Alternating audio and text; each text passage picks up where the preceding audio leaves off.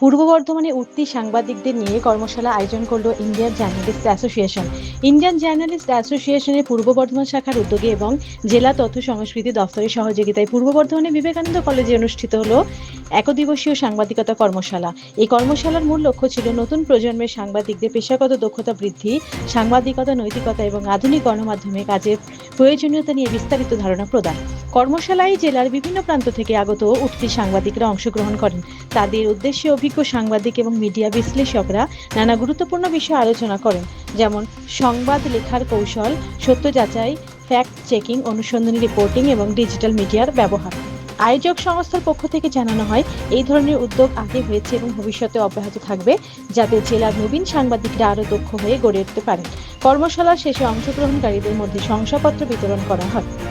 বর্ধমানের বিশিষ্ট সাংবাদিকরা সকলেই আছে, সিনিয়র সাংবাদিক প্রত্যেককেই দেখতে পাচ্ছি আমরা। আজকে বিবেকানন্দ মহাবিদ্যালয়ে এখানে উপস্থিত আমাদের কলেজের teacher in-charge doctor Animesh Debnath sir এখানে উপস্থিত, এভারেস্ট জয়ী সৌমেন বাবু এখানে উপস্থিত আছেন, উপস্থিত আমাদের ডিআইসিও স্যার এখানে উপস্থিত আছেন, স্বপন দা বিশিষ্ট সাংবাদিক থেকে শুরু করে মাসকম ডিপার্টমেন্টের সমস্ত ছাত্রছাত্রী এবং আমাদের মাসকম ডিপার্টমেন্টের যারা টিচার বিনয়বাবু সহ সকলে আছেন, রাজবীর আছেন, আমাদের তাওদা আছেন, আর যারা ছিলেন তারা চলে গেছেন, তাদেরকে ইন্ডিয়ান জার্নালিস্ট অ্যাসোসিয়েশনের তরফ থেকে ধন্যবাদ জানাই। আজকে আমরা একদিনের কর্মশালার রেখেছি এখানে বর্ধমান বিবেকানন্দ কলেজে। মূলত বর্ধমান বিবেকানন্দ কলেজে যারা মাস কম ডিপার্টমেন্টের ছাত্রছাত্রী এবং বাংলা ডিপার্টমেন্টের ছাত্রছাত্রী যারা আগ্রহী সাংবাদিকতায়, তারাই মূলত আছে। 50 জনের মতো পড়ুয়া আছে এই কলেজে।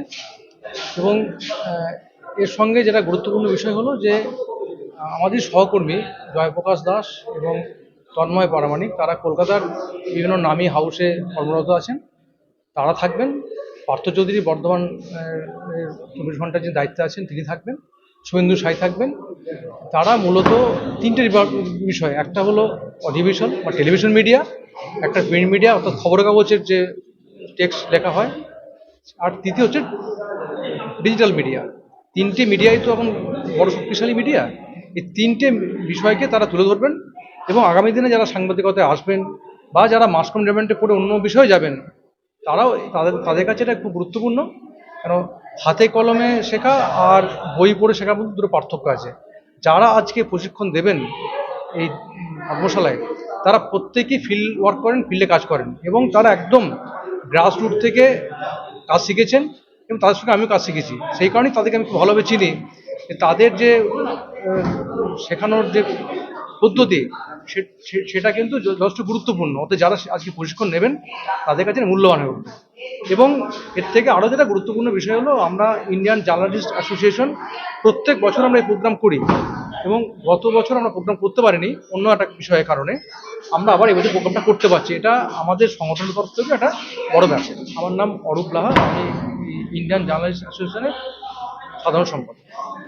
আমাদের বর্ধমান শাখার ইন্ডিয়ান জার্নালিস্ট অ্যাসোসিয়েশন পক্ষ থেকে আজকে বিশেষ যে কর্মশালা, মাসকম বিভাগের যে বিবেকানন্দ মহাবিদ্যালয় তার ছাত্রছাত্রীরা অংশগ্রহণ করেছে এবং সব মিলিয়ে 50-এর বেশি ছেলেমেয়েরা এই কর্মশালা অংশগ্রহণ করেছে।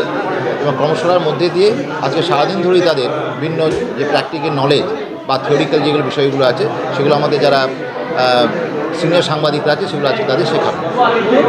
কর্মশালা বার্তা হচ্ছে খুব পরিষ্কার যে বর্তমান যুগে আমাদের যে সরকার তো বিভিন্ন রকম প্রচেষ্টা চালিয়েই থাকে, বিভিন্ন কর্মশালা, বিভিন্ন আয়োজন শিক্ষামূলক করে থাকে এবং তার মধ্যে থেকে যারা বর্তমান ছেলেমেয়েরা আছে আগাম ভবিষ্যতের কথা ভেবে তার হাতে নাতে যদি কিছু কাজ শিখতে পারে তা আগামী দিনে তাদের কাজ করতে সুবিধা হবে, এটাই আমাদের উদ্দেশ্য।